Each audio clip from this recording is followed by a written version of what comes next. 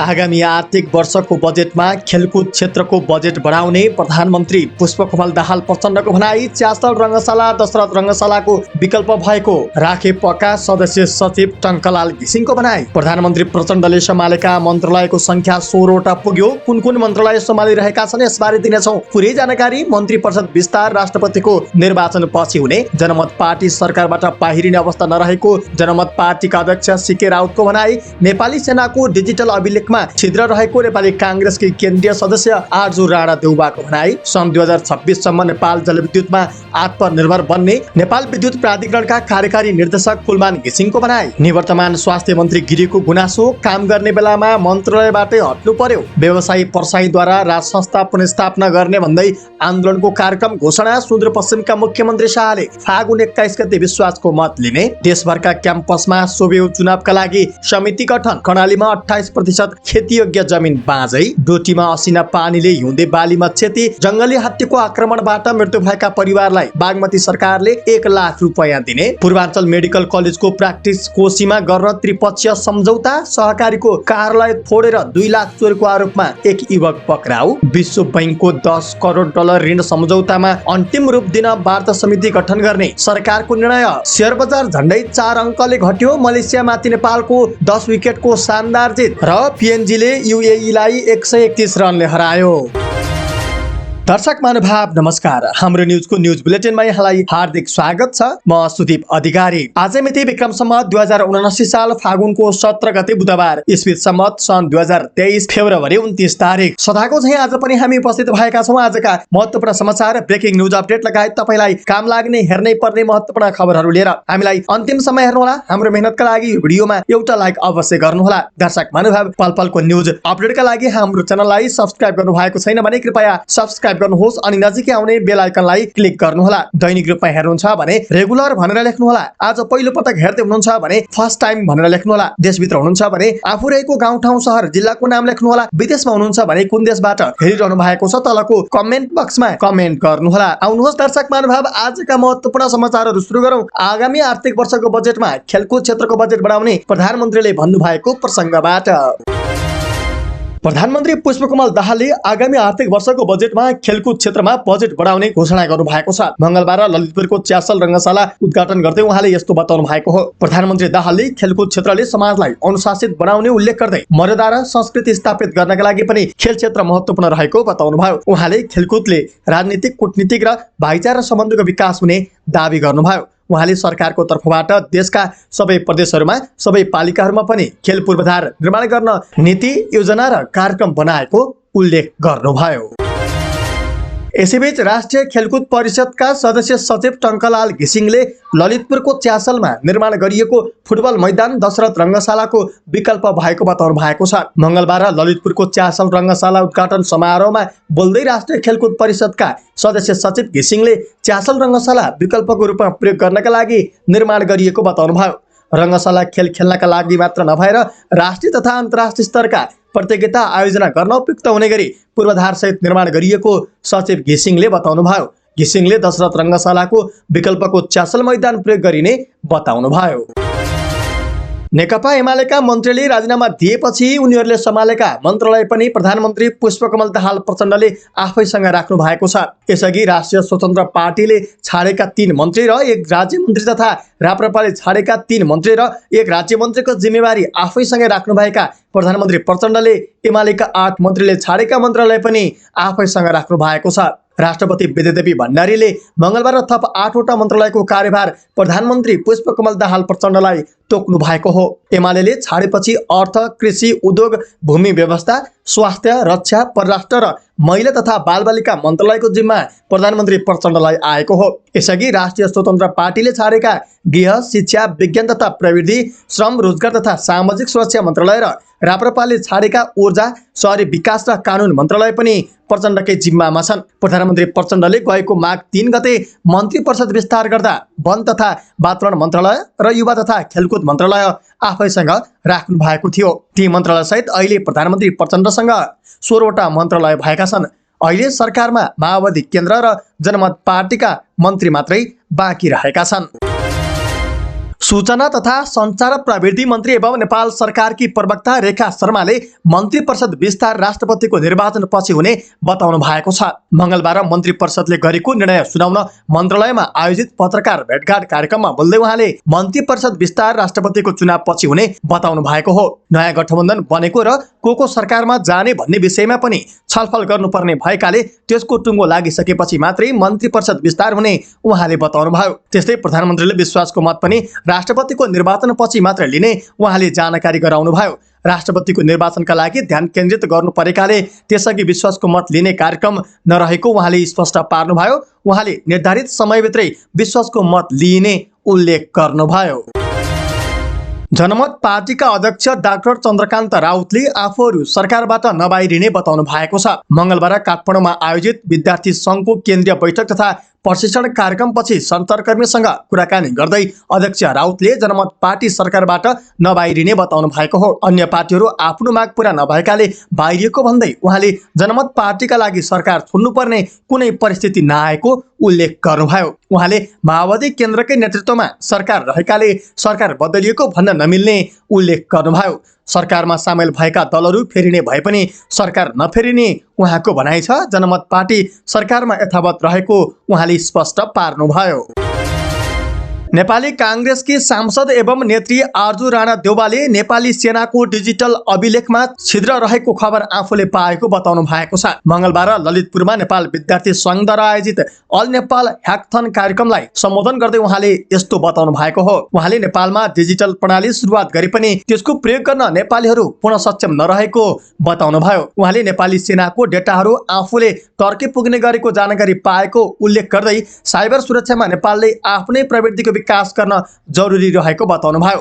उहाँले नेपालको साइबर सुरक्षाका लागि आफ्नै प्रवृत्ति विकास गर्न नसकुन्जेल नेपालको सुरक्षा लगायतका सबै खाली तथ्यहरू चोरी हुने खतरा रहेको पनि उल्लेख गर्नुभयो। हालै मात्र पनि सरकारी वेबसाइट ह्याक भएको उल्लेख गर्दै सरकारले गरेको काममा आइटी क्षेत्रका विद्यार्थीहरूले थप अध्ययन गर्न आवश्यक रहेको बताउनु भयो।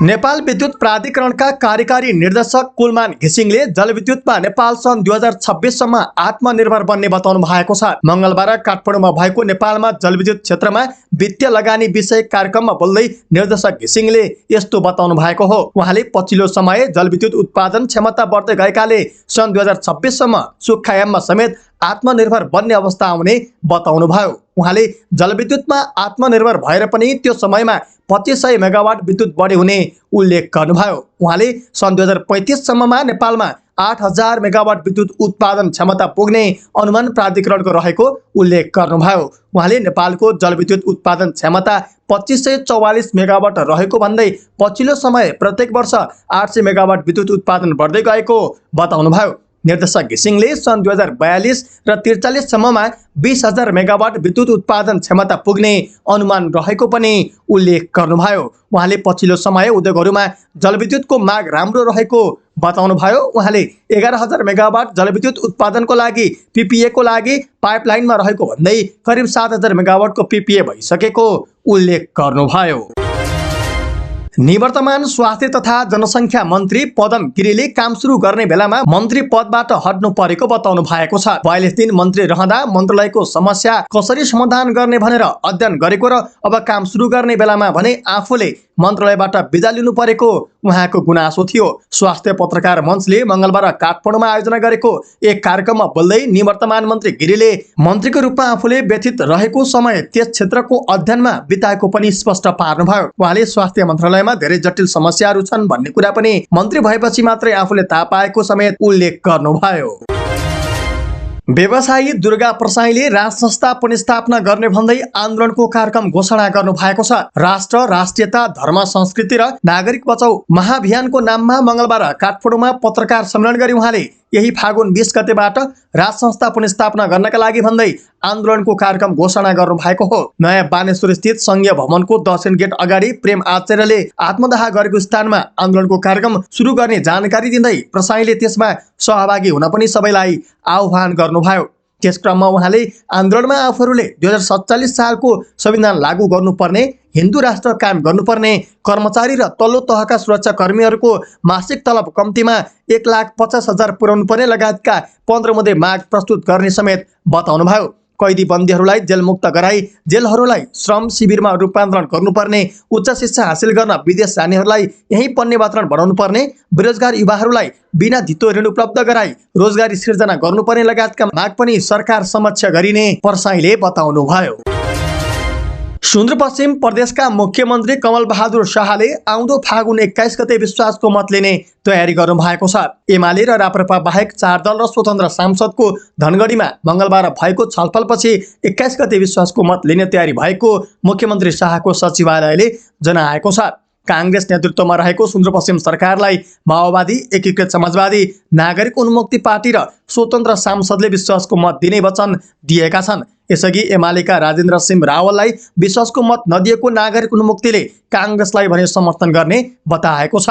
विश्वासको मत लिएपछि सरकार विस्तार गर्ने शाहले बताउनु भएको छ। त्रिभुवन विश्वविद्यालयको स्वतन्त्र विद्यार्थी युनियन सोभियुको निर्वाचनको लागि देशभरिका क्याम्पसमा सोभियु निर्वाचन समिति गठन भएको छ। आगामी चैत 5 गते हुने निर्वाचनका लागि उपत्यका सहित देशभरिका त्रिवी आंगिक र सम्बन्धन प्राप्त क्याम्पसमा सोभियु निर्वाचन समिति गठन गरिएको छ।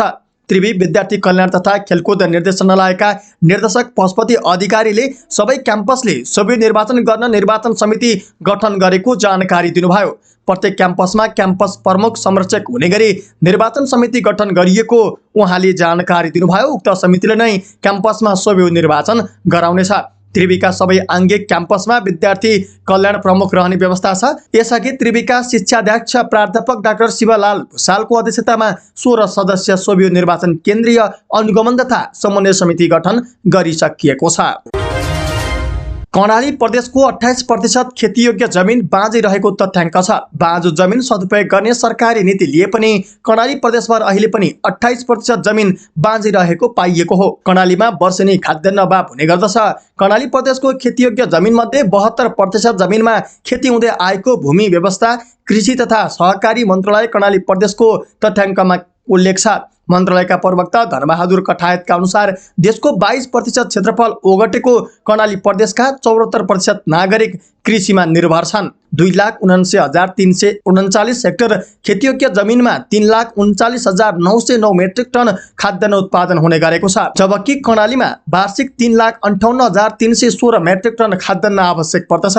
बाँझो जमिन उपयोग गर्न सरकारले फलफूल, तरकारी खेती लगायतमा जोड दिएको प्रवक्ता कठायतले बताउनुभयो। उहाँले भन्नुभयो, हामीले बाँझो जमिन सदुपयोग गर्न विभिन्न योजना बनाएर काम गरिरहेका छौँ। हिमाली जिल्लामा स्याउ, ओखर खेती र पहाडी जिल्लामा सुन्तला, किवी र विभिन्न जातका फलफूल खेतीका लागि किसानलाई प्रोत्साहित गरिरहेका छौँ। गरिबी न्यूनीकरण र खाद्यान्न अभाव कम गर्न बाँझो रहेको जग्गा सदुपयोग गर्दै आएको प्रदेश सरकारले जनाएको छ। खेतीयोग्य जमिन बाँझो राखेर खाद्यान्न उत्पादन बढाउन नसकिने भन्दै त्यसका लागि किसान आकर्षण कार्यक्रम सरकारले ल्याएको उहाँको भनाइ छ। तर वर्षेनी खेतीयोग्य जमिन समेत बाँझिँदै गएका छन् भने खाद्यान्न अभाव पनि भइरहेको छ।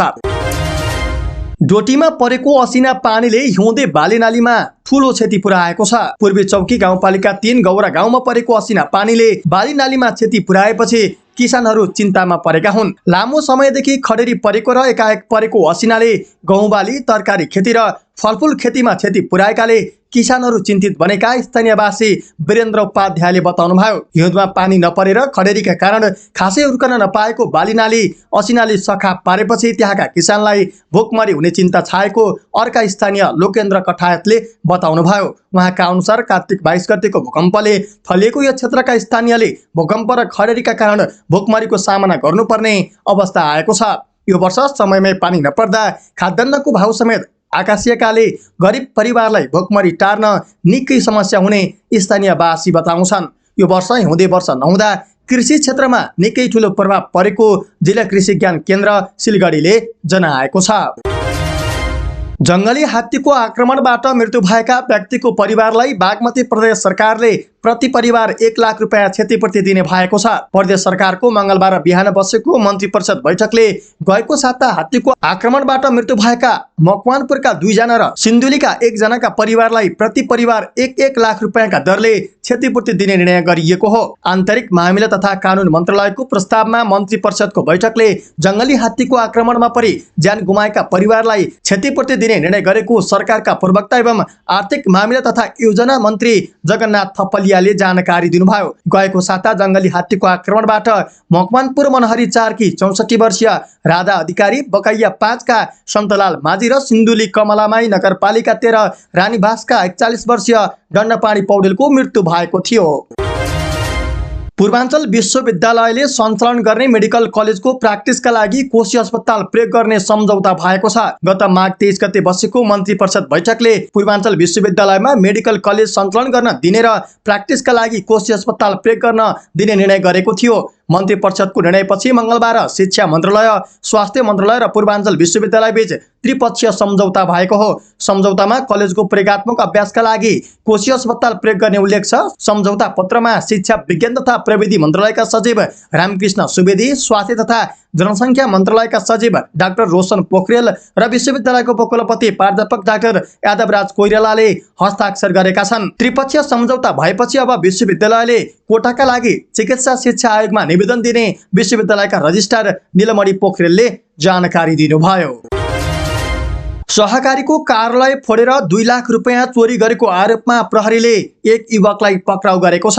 काठमाडौँ उपत्यका अपराध अनुसन्धान कार्यालयले टोखा नगरपालिका 7 को मेसास बचत तथा ऋण सहकारी संस्थाको ढोका फोडेर 2 लाख रुपैयाँ चोरी गरेको आरोपमा नुवाकोट घर भई तारकेश्वर नगरपालिका 1 भत्केको पुल बस्ने 33 वर्षका रूपबहादुर तामाङलाई पक्राउ गरेको हो। उनलाई काठमाडौँको वसुन्धराबाट चोरीमा प्रयोग भएको सामग्री सहित पक्राउ गरेर अनुसन्धानका लागि प्रहरी वृत्त महाराजगञ्ज बुझाइएको अपराध अनुसन्धान कार्यालयका प्रहरी उपरीक्षक सोमेन्द्र सिंह राठौरले जानकारी दिनुभयो।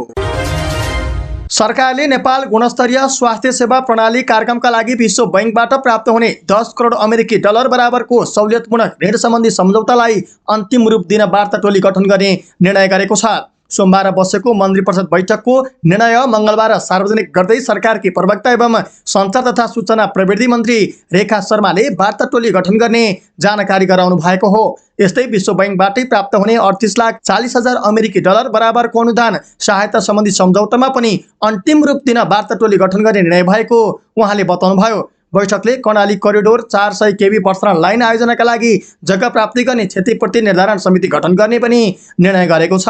यस्तै बैठकले यसअघि विभिन्न मितिमा नेपाल सरकार मन्त्री परिषदबाट सहित घोषणा भई नेपाल राजपत्रमा नियमावली प्रकाशन हुन बाँकी रहेका शहीदहरूको नामावली गृह मन्त्रालयको नेपाल राजपत्रमा प्रकाशन गर्ने निर्णय पनि गरेको छ।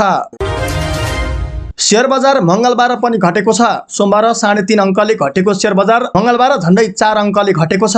मंगलबार शेयर बजार परिसूचक नेप्से 3.81 अङ्कले घटेर 2019.73 बिन्दुमा झरेको छ। मंगलबार जलविद्युत, लगानी, म्युचुअल फन्ड र व्यापार बाहेक अरू सबै समूहको शेयर घटेकोमा बीमा, माइक्रो फाइनान्स र होटल तथा पर्यटन समूहको शेयर उच्च अङ्कले ओह्रालो लागेको छ।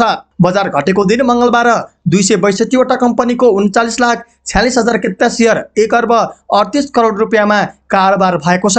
सबभन्दा धेरै युनिभर्सल पावर कम्पनीको 7 करोड 55 लाख रुपियाँको शेयर किनबेच भयो। मंगलबार प्रिमियर इन्सुरेन्स कम्पनी र Rapti hydro and general construction लिमिटेडको शेयर सबैभन्दा धेरै झण्डै 4% घटेको छ। समग्रमा बजार घटे पनि आदि खोला लघुवित्त, आदर्श लघुवित्त र खपदर लघुवित्तको शेयर 10% बढेर सकारात्मक सर्किट लागेको छ। आइसिसी अन्डर 19 विश्वकप एसिया क्षेत्र छनौटको चौथो खेलमा नेपालले मलेसियामाथि 10 विकेटको शानदार जित दर्ता गरेको छ। मलेसियाले दिएको 73 रनको झिनो लक्ष्य नेपालले बिना क्षति पावर प्ले पनि नसकिँदै पूरा गरेको हो। 9 ओभरमा 73 रनको लक्ष्य पूरा गर्ने क्रममा नेपालका लागि ओपनर ब्याटर दीपक बोहराले 29 बलमा 8 चौका प्रहार गर्दै 38 रन बनाए। त्यस्तै अर्का ओपनर अर्जुन कुमारले 25 बलमा 3 चौका सहित 21 रन बनाए। मलेसियाका तर्फबाट 14 रन एक्स्ट्रा उपहार आएको थियो। यसअघि मलेक क्रिकेट मैदान अजमानमा टस जितेर ब्याटिङ गरेको मलेसिया 35.3 ओभरमा 72 रन बनाउँदै अल आउट भएको थियो। मलेसियाका लागि मोहम्मद अग्ररम मलिकले सर्वाधिक 26 रन बनाए। ओपनर हैरिल हरिसनले 12 रन जोडे। पहिलो ओपनर कप्तान सिद्धार्थ कात्रिक राजा रत्नम ओपनिङ ओभरको तेस्रो बलमा आकाश चन्दको हातबाट बोल्ड भए। दोस्रो विकेटको लागि हरिसन र मलिकले 28 रनको साझेदारी गरे। यही नै मलेसियाका लागि बलियो साझेदारी बन्यो। छैटौं ब्याटर मोहम्मद शाहिर श्यामिलले 12 रन बनाए। अन्य कुनै ब्याटर दोहोरो अङ्क बनाउन क्रिजमा टिक्न पाएनन्। नेपालका लागि स्पिनर दिपेश कण्डेलले 10 ओभर बलिङ गर्दै 4 मेडन सहित 11 रन खर्चेर सर्वाधिक 4 विकेट लिए। आकाश चन्दले 4.3 ओभर बलिङ गर्दै 9 रन खर्चेर 3 विकेट लिए। मिलन बोहराले 9 ओभर बलिङ गर्दै 5 मेडन सहित 8 रन खर्चेर 2 विकेट लिए। स्पिनर सुवास भण्डारीले 1 विकेट लिए। नेपालका लागि यो लगातार चौथो जित हो। अब नेपालले 5औं र अन्तिम खेल हालसम्मकै बलियो प्रतिस्पर्धी मानिएको युएईसँग बिहिबार खेल्नेछ। र आईसीसी विश्वकप क्रिकेट लिग 2 अन्तर्गत त्रिदेशीय एकदिवसीय श्रृङ्खलामा पपुवा न्युगिनी पीएनजीले युएईलाई हराएको छ। पीएनजीले घरेलु टोली युएईलाई 131 रनले हराएको हो। पीएनजीले दिएको 263 रनको लक्ष्य पछ्याएको युएई 34 ओभर 2 बलमा 131 रन बनाउँदा अल आउट भयो। युएईका लागि मोहम्मद वसीले सर्वाधिक 24 रन बनाए। बलिङतर्फ पीएनजीका चार्ल्स सोपरले 5 विकेट लिए। यसअघि टस हारेर ब्याटिङ गरेको पीएनजी 49 ओभर 1 बलमा 262 रन बनाउँदा अल आउट भयो। पीएनजीका लागि शेषे बाउले 74 र टोनी उराले 51 रन बनाए। बलिङतर्फ युएईका कार्तिक म्याम्पनले 4 र आर्यन लाक्राले 3 विकेट लिए। श्रृङ्खलामा पीएनजी, युएई र नेपाल सहभागी छन्। यो जितसँगै पीएनजी 30 खेलमा 7 अङ्कसहित तालिकाको पुछारमा छ। युएई 29 खेलमा 29 अङ्कसहित 5औं स्थानमा छ। नेपाल 29 खेलमा 28 अङ्कसहित तालिकाको 6औं स्थानमा छ। श्रृङ्खलामा बिहिबार नेपाल र युएई बीच खेल हुँदैछ। हवस् त दर्शक महानुभाव, आजका महत्त्वपूर्ण समाचारहरू यति नै। हामीले प्रस्तुत गरेका समाचारहरूप्रति तपाईको धारणा के छ? आफ्नो धारणा तलको कमेन्ट बक्समा कमेन्ट गर्नुहोला। हाम्रो मेहनतका लागि यो भिडियोमा एउटा सानो लाइक अवश्य गर्नुहोला। दर्शक महानुभाव, पल पलको न्युज अपडेटका लागि हाम्रो च्यानललाई सब्स्क्राइब गर्नुहोस् अनि नजिकै आउने बेल आइकनलाई क्लिक गर्नुहोला। पल पलको न्युज अपडेटका साथ फेरि हाम्रो भेट हुनेछ। तपाईँ हाम्रो न्युज हेर्दै गर्नुहोस्। नमस्कार।